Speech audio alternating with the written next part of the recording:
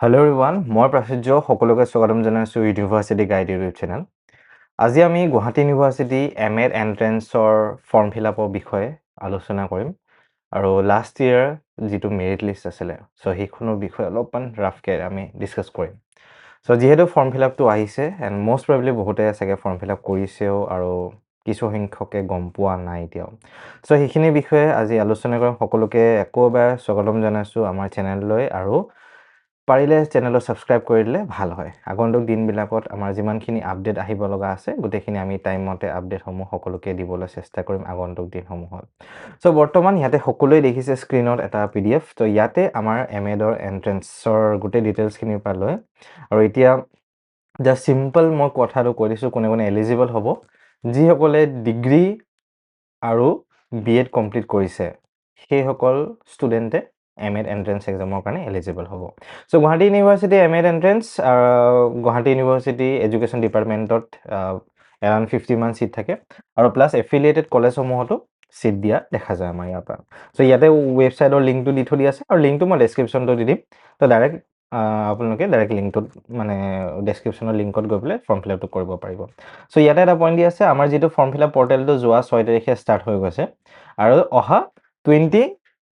জানুৱাৰী ৰাতি 11:55 PM 11:55 বজাৰ আগত ৰাতি শেষ হৈ যাব কিন্তু। সো সেইকাৰণে সকলোকে মই ৰিকুৱেষ্ট কৰিম যে 20 তাৰিখৰ আগত ফৰ্ম ফিলআপটো কৰিলে ভাল হ'ব বা 20 তাৰিখে দিনৰ ভাগত ফৰ্ম ফিলআপটো কৰিলেও ইজি হ'ব। আৰু এডমিট কাৰ্ডখন 28 তাৰিখে আহিব আৰু ইয়াত এটা পইণ্ট আহিব যাব যে ফৰ্ম ফিলআপটো এক্সটেন্ড হ'ব নেকি বাকি এক্সটেন্ড নহয় কাৰণ বেছি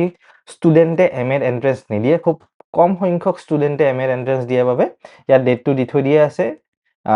এডমিট কাৰ্ডখন কোনদিনাখন আহিব 28 তাৰিখে আহিব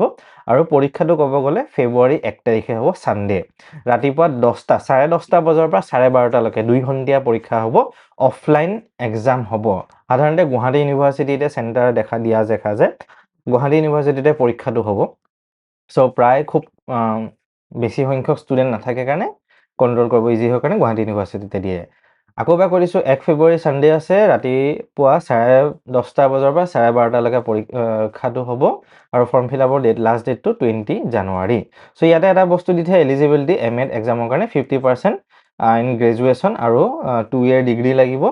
আৰু প্লাছ কিছুমানৰ বিএ বিএড নহলে বিএসসি বিএডও থাকে সাধাৰণতে। সো সেইখিনি থাকিলেও ভাল বা ডিএলএডও যদি আছে বা বিএলএডও যদি আছে এইখিনি থাকিলেও ইয়াত ক্ৰাইটেৰিয়াখিনি দি থৈ দিয়া আছে। আৰু আফটাৰ দিস কাবাৰ যদি এতিয়া eligibility ex Guwahati university employ student হয় বা কোনোবা ডিফেন্স পাৰ্চন হয় এইখিনিৰ ওপৰত এক্সট্ৰাকে মানে এডিশ্যনেল সিট থকা দেখা যায় এক্সট্ৰা কাৰিকুলাৰ পৰা লৈ কো কাৰিকুলাৰ এক্টিভিটিজৰ পৰা লৈ এনএছএছ বা এনচিচি এইখিনিতো এক্সট্ৰা দিয়া দেখা যায়। আৰু ইয়াতে কিছুমান পইণ্ট আছে এইখিনি বিষয়ে আমি চাওঁ। তাৰপিছত ইয়াত নেক্সট আমি যদি আহোঁ যেহেতু ফৰ্ম ফিলআপৰ বাবে ডিটেইলছখিনি দি থৈ দিয়া আছে আৰু ফৰ্ম ফিলআপৰ ফিজটো প্ৰায় 1000 হ'ব ঠিক আছে। ফৰ্ম ফিলআপটো অনলাইন হ'ব যেহেতু আৰু অনলাইনে পেমেন্ট কৰিব লাগিব ফৰ্ম ফিলআপটো। আৰু ইয়াত এটা বস্তু আহি যায় যে সিলেবাস কি আহিব যিসকলে সিলেবাসৰ বিষয়ে অলপ কনফিউজন যদি আছে। সো সিলেবাসটো সাধাৰণতে আমাৰ ডিগ্ৰী বিএড এণ্ড ডিগ্ৰীত যিখিনি থাকে বিএড ডিগ্ৰীত যিখিনি থাকিব সেইখিনিৰ ওপৰতে সিলেবাসটো আহিব আৰু মই যিমান পাৰো চেষ্টা কৰিম এজন এমএড কৰি থকা গুৱাহাটী ইউনিভাৰ্চিটি ষ্টুডেণ্টৰ লগত অলপ ডিসকাস কৰিবলৈ যে কেনেকুৱা টাইপত কোৱেশ্চনখিনি লাষ্ট টাইম আহিছে যেহেতু কোৱেশ্চন পেপাৰ নিদিয়ে গুৱাহাটী ইউনিভাৰ্চিটিয়ে লাষ্ট ইয়াৰ তাৰ বছৰ কেনেকুৱা টাইপত কোৱেশ্চন আহিছিলে কি ধৰণে এই বছৰ যিসকলে দিব অলপ যাতে ডাইৰেকশ্যন এটা দিশ দিব পৰা যায় সেই বিষয়ে আমি এটা ডিসকাস ভিডিও এটা বনাম মই বৰ্তমান এমএড কৰি থকা ষ্টুডেণ্টৰ লগত। সো যিমান বাৰ মই এৰাউণ্ড মানডে বা মঙ্গলবাৰে মানে মই দিব চেষ্টা কৰিম সেই ভিডিওটো। সো ইয়াতে আৰু এটা বস্তু মই ইয়াত দেখা দিব বিচাৰিছো এটো হ'ল যে লাষ্ট ইয়াৰ যিখন মেৰিট লিষ্ট আহিছিলে যোৱাবাৰ মেৰিট লিষ্টখন 1 মাৰ্চ 2025ত আহিছিলে আৰু ইয়াতে ক্ৰাইটেৰিয়া হিচাপে বস্তুখিনি ভাগ কৰি পেলাই দিয়া আছে। So department of education Guwahati university Jalukbari যেটো এডমিশন আছিলে হেতু ভেনিউ গুৱাহাটী ইউনিভাৰ্চিটি এডুকেশ্যন ডিপাৰ্টমেন্টতে। সো 5 তাৰিখে মাৰ্চৰ 5 তাৰিখে ফাৰ্ষ্ট লিষ্ট কেণ্ডিডেট সমূহৰ এডমিশন হ'ব। ফাৰ্ষ্ট লিষ্টৰ যিসকল কেণ্ডিডেট আছে তেওঁলোকৰ এডমিশন হ'ব। তাৰ লগত সেকেন্ড লিষ্টৰ কেণ্ডিডেট সমূহৰ 7 মাৰ্চত হৈছিলে কিন্তু চ' এইবাৰো অলপ জল্দি হ'ব মষ্ট প্ৰবেবলি এবাৰ কাৰণ এইবাৰ পৰীক্ষাটো অলপ সোনকালে হৈছে কাৰণে যোৱা বছৰতকৈ আৰু বাকী ৰিপৰ্টিং টাইম ইয়াত 11টা দিয়া আছে তাৰপিছত national institute of teacher education Khetri যিখন আছে এখন চ' সেইখনত গুৱাহাটী ইউনিভাৰ্চিটি এফিলিয়েটেড কলেজ হয় এইখন 11 মাৰ্চত হৈছিলে আৰু কলেজ অফ এডুকেশ্যন নগাঁও তাতো 13 মাৰ্চত হৈছিলে সেই তেনেকৈ এই তিনিটা ডিপাৰ্টমেণ্টত মানে টোটেল 4টা ডেটত ফৰ্ম ফিল আপসমূহ মানে এডমিশ্যনসমূহ হ'ব আৰু ক'ব গ'লে চ' এইবাৰো তেনেকুৱা টাইপতে হ'ব খালি ক'ব গ'লে অলপমান আগতীয়াকৈ হ'ব ধৰক ফেব্ৰুৱাৰী 15 বা 10 এনেকুৱা মানত হ'ব লাগে আৰু চ' এইখিনি আপডেট আহিলে ডেফিনেটলি মই জনাই দিম বাৰু আৰু ৰিজাল্টটো আহিলেও মই জনাই দিম আৰু বাকী ইয়াতে মেট্ৰিক্সটো দিয়া আছে চিট মেট্ৰিক্স ক'ব গ'লে চ' টোটেল নাম্বাৰ অফ চিট আছে 50 আৰু আনৰিজাৰ্ভৰ কাৰণে 15টা চিট আছে আৰু OBC বা MOBC কাৰণে আছে 14 চিট STP কাৰণে 5 চিট STHৰ কাৰণে 3 চিটছ SC কাৰণে 4টা চিট আছে EWSৰ কাৰণে 5টা চিট আছে অ'কে চ' এইখিনি ব্ৰেকডাউন ইয়াতে দি থৈ দিয়া আছে তাৰ লগতে এই তলত যে কিছুমান 5টা কেটেগৰী দেখিছে বহুতে ডিফাৰেণ্টলি এবল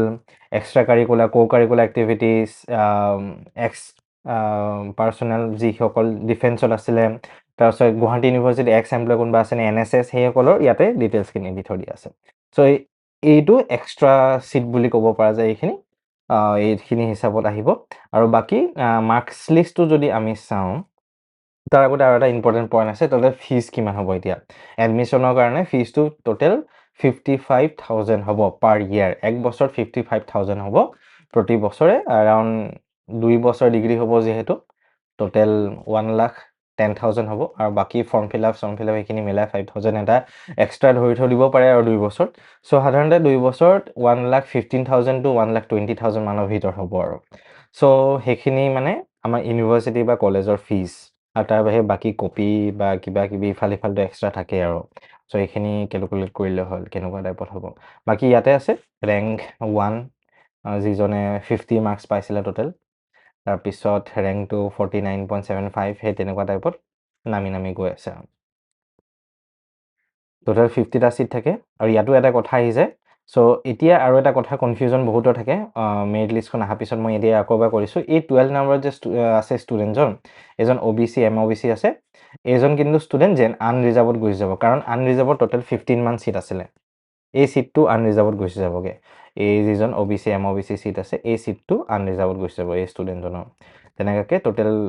EWSৰ যিজন আছে একদম 15 নম্বৰ এই চিটটো আনৰিজাৰ্ভতে গুচি যাবগৈ 15টা চিট যিহেতু আছে আনৰিজাৰ্ভত সেই তেনেকুৱাকৈ প্ৰথমৰ পৰা নামি আহে তললৈ ক'ব গ'লে চ' সেইখিনি বস্তু পৰীক্ষালৈ বেছি দিন নাই যিহেতু মাজত আৰু ক'ব গ'লে 10 দিনমান আছে তো সকলোৱে ভালকৈ প্ৰিপেয়াৰ কৰিলে ভাল হয় আৰু আপডেটখিনি মই যিমান পাৰোঁ সোনকালে দিব চেষ্টা কৰিম আৰু এটা ভিডিঅ' মই মানডে পিছত মই বনাব চেষ্টা কৰিম এজন গুৱাহাটী ইউনিভাৰ্চিটি প্ৰেজেণ্ট পঢ়ি থকা MA ষ্টুডেণ্টৰ লগত যাতে সকলোকে এটা ভাল প্ৰপাৰ গাইডেঞ্চ আমি দিব পাৰোঁ চ' সেইখিনি মই জনালোঁ আৰু সকলোৱে ভালকৈ প্ৰিপেয়াৰ কৰি চিটটো যাতে এণ্ট্ৰেঞ্চটো ক্ৰেক কৰে এণ্ড থেংক ইউ ফৰ ৱাচিং দিছ ভিডিঅ' এণ্ড চেনেলটো ছাবস্ক্ৰাইব কৰি দিব আগন্তুক আপডেটসমূহ আপোনালোকৰ তাত পাই যাবগৈ ধন্যবাদ